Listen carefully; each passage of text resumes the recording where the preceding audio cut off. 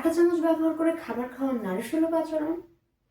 একসময় ইউরোপে কাঁটা চামচ ব্যবহার করে খাবার খাওয়া ছিল সৃষ্টিকর্তার বিরুদ্ধে পাপ, আর এই পাপের ঐশ্বরিক শাস্তি হবে বলে ভয় দেখানো হতো। বলছি 11শো শতাব্দীর কথা। বাইজেন্টাইনের রাজকুমারী মারিয়া বিয়ে করলেন ভেনিসের রাজপুত্রকে। তাদের ভোজনশালায় তিনি হাতের পরিবর্তে স্বর্ণের কাঁটা চামচ ব্যবহার করলেন খাবার খাওয়ার জন্য। সে সময় হাত ব্যবহার করে খাবার খাওয়া ছিল ইউরোপের খুবই স্বাভাবিক একটি দৃশ্য। তবে ধর্মযাজকরা এতে রেগে গিয়ে বললেন সৃষ্টিকর্তা প্রাকৃতিক আঙুল দিয়েছে খাবার খাওয়ার জন্য, কিন্তু এর পরিবর্তে ধাতব জিনিস ব্যবহার করা সৃষ্টিকর্তাকে অবমাননা করা। এরপর যখন রাজকুমারী খুব অল্প বয়সে মারা গেলেন, চার্চ ছড়ালো যে এটি সৃষ্টিকর্তার বিরুদ্ধে করা একটি ঐশ্বরিক শাস্তি।